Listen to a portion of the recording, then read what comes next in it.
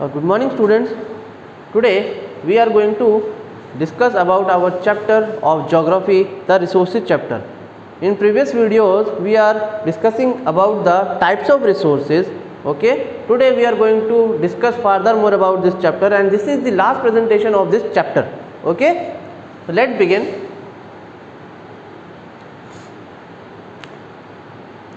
So we are discussing about this chapter, the resources. Okay,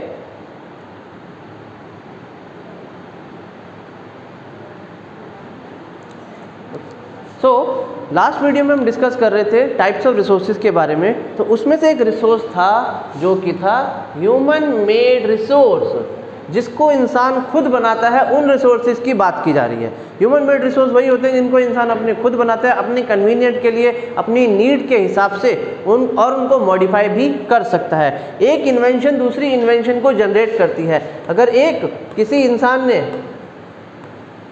एक invention की है तो उससे एक बेटर इन्वेंशन करने वाला दूसरा पर्सन आएगा जो उससे बेटर इन्वेंशन करेगा।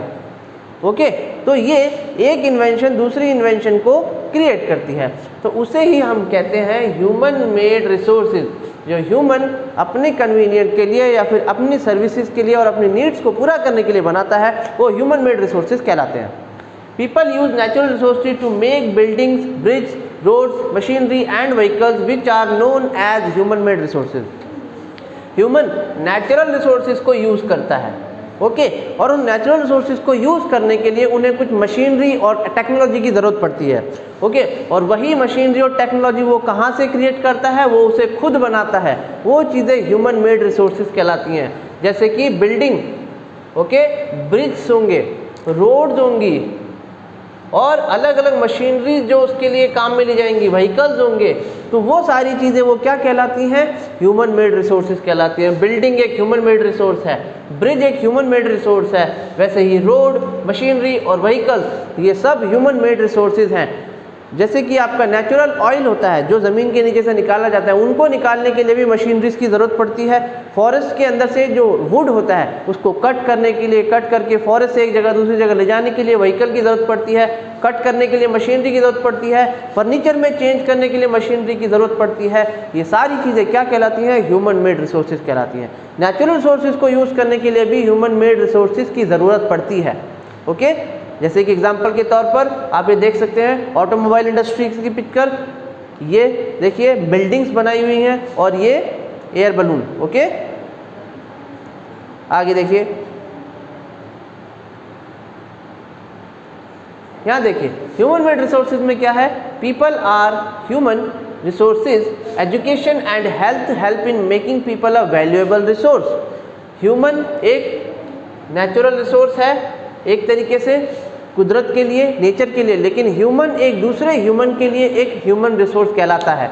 जैसे कि टीचर्स आपको एजुकेशन गेन कराते हैं तो टीचर्स आपके लिए क्या हुए? एक ह्यूमन रिसोर्स हुए। डॉक्टर आपको एक सर्विस देता है, वो एक ह्यूमन रिसोर्स है। एम्प्लॉयज़ काम करते हैं कंपनी के अंदर, वो एक ह्यूमन रिसोर्स है। एक ह्यूमन दूसरे ह्यूमन के लिए रिसोर्स हो सकता है। वैसे ही उनकी एजुकेशन उन्हें रिसोर्स बनाती है। अगर उनके पास एजुकेशन है तो वो कहीं पे फील्ड वर्क को कोई भी वर्क करने के लिए कैपेबल हैं। ओके, उनकी हेल्थ उन्हें रिसोर्स बनाती है। अगर वो हेल्दी हैं, कैपेबल हैं उस वर्क को करने के लिए, तो वो एक रिसोर्स कहलाएंगे। अगर वो हैंडीकैप पर्सन है तो वो उस जॉब के लिए कैपेबल नहीं है जहाँ पर नॉर्मल लोग कर सकते हैं, उसके अलावा वो कोई दूसरा जॉब ज़रूर कर सकता है। तो हमारी एजुकेशन, हेल्थ हमें क्या बनाती है? एक ह्यूमन रिसोर्स बनाती है, जहाँ पर हम एक वैल्यूएबल रिसोर्स बन जाते हैं, जहाँ पर हमारी खुद की भी एक वैल्यू होती है और उस वैल्यू को इकोनॉमिक टर्म में डिफाइन किया जाता है। ओके, जैसे कि ह्यूमन रिसोर्स क्या होता है? Maximise leadership. अगर हम ह्यूमन रिसोर्स को यूज़ करते हैं, उन लोगों से काम करवाते हैं, तो उनके अंदर लीडरशिप क्रिएट होती है, वो एक लीडर बनने की चाहत क्रिएट होती है। दूसरा, इन्हेंसिंग एम्प्लॉयज़ इंगेजमेंट, वो काम करने के लिए इंगेज होता है, अलग अलग कामों को सीखने के लिए इंगेज होता है, उसकी नॉलेज गेन होती है, एजुकेशन गेन करता है ज़्यादा। कंप्लाइंस, वो कंप्लाइंस हो जाते हैं, मतलब उस काम को करने के लिए सीरियस रहते हैं और उस अपने दूसरे कामों के लिए, डिफरेंट काम के लिए या अलग अलग टाइप के जॉब के लिए वो कैपेबल हो जाते हैं।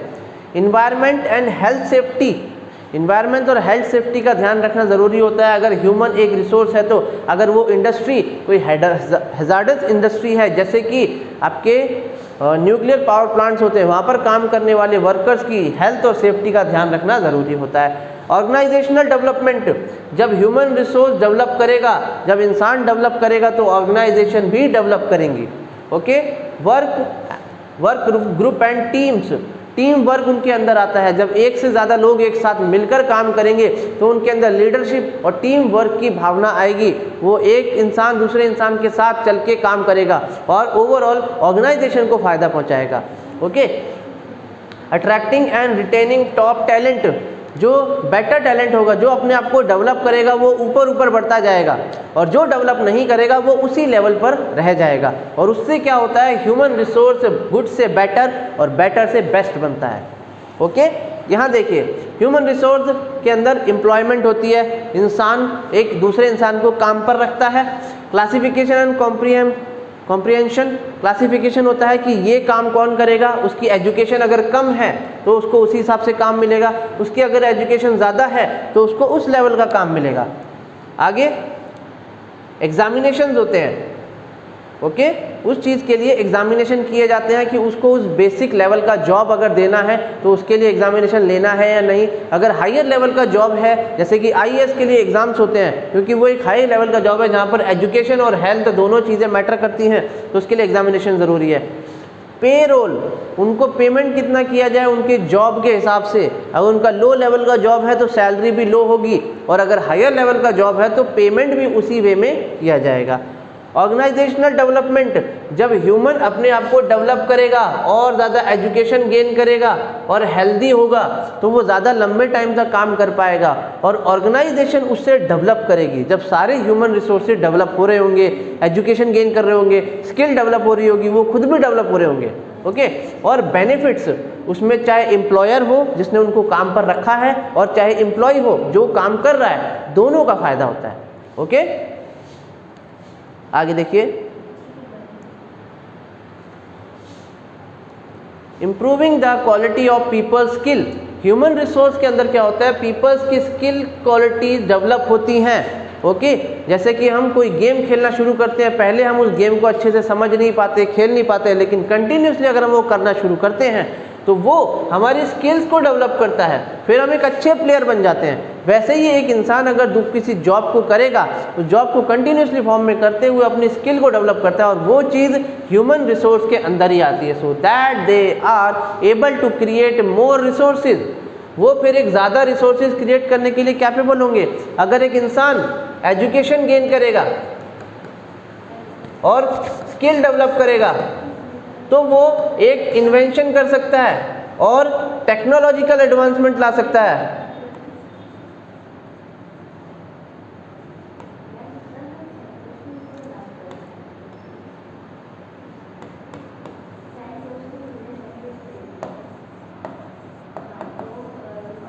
टेक्नोलॉजिकल एडवांसमेंट लाएगा, ओके, उससे उसकी स्किल्स डेवलप होंगी, और टेक्नोलॉजिकल एडवांसमेंट होगा तो डेवलपमेंट होगा। डेवलपमेंट किसका होगा, ह्यूमन काइंड का डेवलपमेंट होगा। ओके, फिर नई मशीनरी बनेंगी और एडवांस मशीनरी बनेंगी और एडवांस टेक्नोलॉजी आएगी। वो कैसे आएगी, क्योंकि उस इंसान ने अपने स्किल को डेवलप किया है और फिर वो एक बेटर रिसोर्स क्रिएट करेगा लोगों के लिए, known as human resource development. ये ह्यूमन रिसोर्स डेवलपमेंट कहलाता है। Okay, office of human resource core goal. Okay, ऐसे ही कोर गोल्स होते हैं कि जहां पर टेक्नोलॉजिकल एडवांसमेंट किया जाए, कैसे, ताकि उस ह्यूमन की स्किल डेवलप होगी, ह्यूमन की स्किल डेवलप होगी, स्किल डेवलप होने से वो टेक्नोलॉजिकल एडवांसमेंट करेगा, वो अपने आप का डेवलपमेंट करेगा, कंट्री का डेवलपमेंट करेगा, सोसाइटी का डेवलपमेंट करेगा। इस तरीके से वो एक इंसान एक बहुत ही इंपॉर्टेंट रिसोर्स बन जाता है ऑल ओवर द सोसाइटी के लिए। ओके,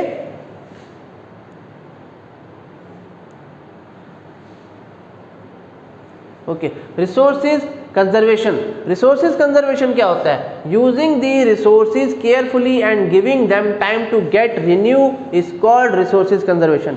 रिसोर्सेज को, जैसे हम जानते हैं, नेचुरल रिसोर्सेज नेचर खुद क्रिएट करती है। मैन मेड रिसोर्सेज तो इंसान कभी भी क्रिएट कर सकता है, लेकिन नेचुरल रिसोर्सेज जो होते हैं वो नेचर खुद क्रिएट करती है, और उन्हें क्रिएट करने में उन्हें थाउजेंड्स ऑफ ईयर लगते हैं।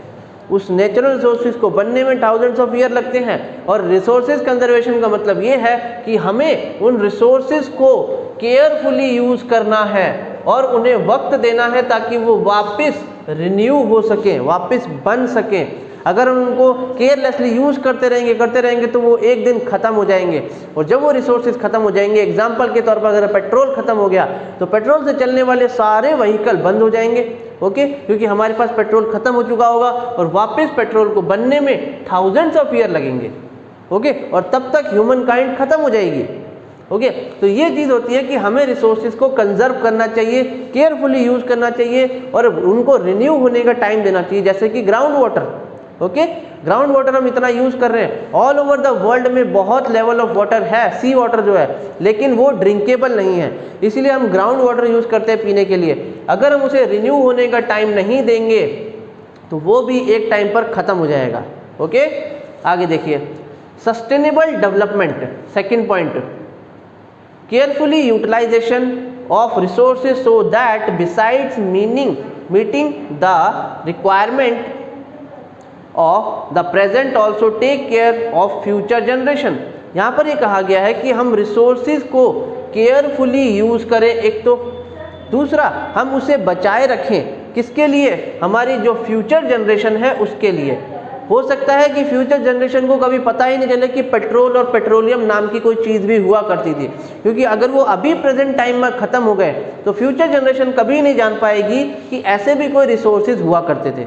तो हमें सस्टेनेबल डेवलपमेंट करना है, मतलब कि इनके साथ साथ दूसरे रिसोर्सेज भी डेवलप करो जिनको पेट्रोल की जगह पर यूज़ किया जा सके या पेट्रोल के साथ यूज़ किया जा सके, ताकि वो एक तरीके से ख़त्म नहीं हो जाए। अगर वो रिसोर्सेज खत्म हो गए तो ना रिसोर्सेज कंजर्वेशन होगा, ना ही हम उसका सस्टेनेबल डेवलपमेंट कर पाएंगे, ओके। तो फ्यूचर जनरेशन के लिए उसे बचाए रखना ही सस्टेनेबल डेवलपमेंट कहलाता है, ओके।